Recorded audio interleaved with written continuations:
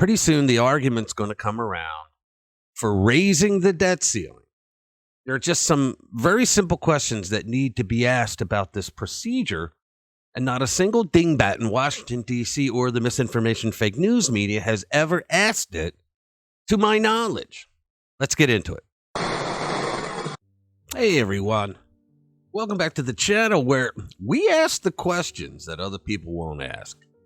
So, okay, the debt ceiling was raised 74 times since March 1962 to May 2011. Now, how did I know that? I actually looked it up. I didn't know it. I looked it up. Something that most members of Congress probably didn't. It was done 18 times under Ronald Reagan, 8 times under Bill Clinton, 7 times under George W. Bush, and 5 times under Barack Obama. Okay, so in practice, the debt ceiling has never been reduced, even though public debt itself may have been reduced here and there over the years. Now, the debt ceiling is the amount of money that the government is allowed to spend. Okay, so like the average American family who has a budget and they can't go over it, the government does the same thing with the debt ceiling.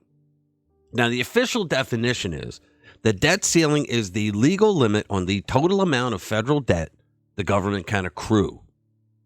Now, like everything else in D.C., the Democrats have politicized this. Now, they'll say that the Republicans have politicized, and I'm sure there's some that may have, but overall, the Democrats have really politicized the whole debt ceiling thing, trying to say things like, oh, you want to hurt the poor. You don't want us to be able to spend money. No, actually, I think what conservatives want is the government off the people's back, because if you do that, ordinary people can do extraordinary things, just like Ronald Reagan said. So the ideal thing would be that American people don't need the government to help them.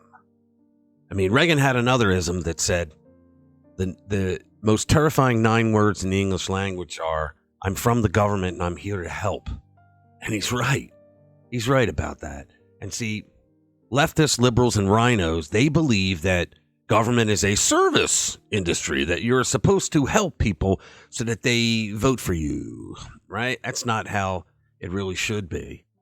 They've politicized it to no end. Like, I remember the time, one of those 5 times under Obama, when they got the debt ceiling increased, and he tried to virtue signal the Republicans in Congress by saying that for the first time in American history, they don't want to pay their debts. And actually back then, what the Republicans were actually saying, but the fake news media wouldn't let them get it out, was something that I'm talking about here right now, is that they were saying, well, why do we always put a debt ceiling up and yet we go past it all the time? Isn't that what's irresponsible? I mean, you and I can't do that, right? If we have a budget, we can't go over, or else we go into serious debt.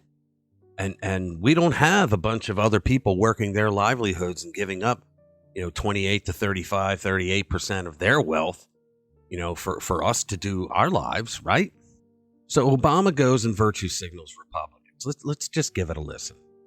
Once they vote to keep the government open, they also have to vote within the next couple of weeks to allow the Treasury to pay the bills for the money that Congress has already spent. That's a lie. I want to repeat, raising the debt ceiling is simply authorizing the Treasury to pay for what Congress has already authorized. That's wrong. That is such a lie. What's going on is raising the debt ceiling is saying, look, the last time we raised the debt ceiling, we said that we cannot spend above this amount right here. And then the Congress goes and they spend above that amount up to about here. And so what raising the debt ceiling does is says, oh, okay, so now we're allowed to spend up to here. See, so we're in the clear again. Meanwhile, our debt just keeps getting out of control. Now, they say it's like, what, $31 trillion? That's what they put up there on that debt clock that everybody knows about, right? But that's a total lie, because when they add in unfunded liabilities, things that they didn't want to go into the budget because then it gets seen on the public debt, and people would freak out when you add in all those like the pensioners of the federal workers that all retired and whatnot, and all kinds of other unfunded liabilities. When you throw those in, it's over $220 trillion. Now, I'll bet your congressman won't tell you that. And every fake news media pundit worthy of their Marxism card went along with it and parroted everything that the government tells you that is a lie about our debt and about raising the debt ceiling. But the truth is, the Republicans weren't saying don't pay your debts. They were saying, why do you spend all the way beyond the debt ceiling? Now, how come no serious person in Washington, D.C. ever asked that question? And one of the other things that they use to try to virtue signal you is to say, oh my God, we're going to have to shut down the government. The government, right now, I'm doing this Sunday night. And I don't know if you know it, but the government is shut down. And the world has not fallen apart. You know, there's buildings that are not open in the government. My God, what are we going to do? I mean, think about the idiocy of what they say. You're going to have to shut the government down. And as a matter of fact, only 17% of the government ever shuts down during a government shutdown. And for the rest of them, it's like a vacation. I mean, think about it. They know that they're going to get paid back pay. They always have. So when they try to say, you know, oh, this is horrible, think of what you're doing in the bit. Nobody's losing money here. Nobody is in peril during a government shutdown. It's all a big lie.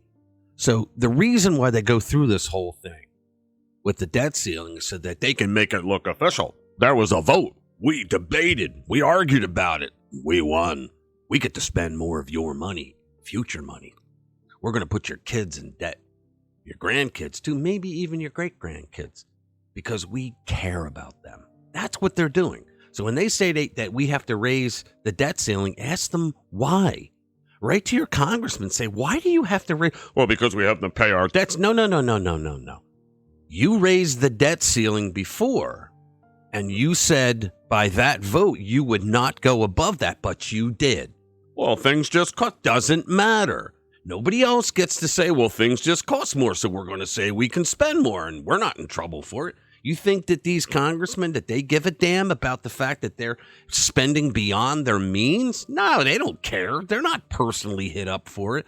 So the next time your congressman or some smart-ass president wants to virtue signal you about having to pay our debts, you say, wait a minute, where the hell did I ever authorize you to outspend what you said you were going to spend? Can these people ever keep their word on anything? So the next time you hear someone say, we have to raise the debt ceiling for the American people, no, you are making the American people debtor slaves is what you're doing. How can anybody say that you love your children and grandchildren, but you're willing to put them into debt before they're even born? That's it. Thanks a lot. Thanks for spending time with us. We'll see you in the next one.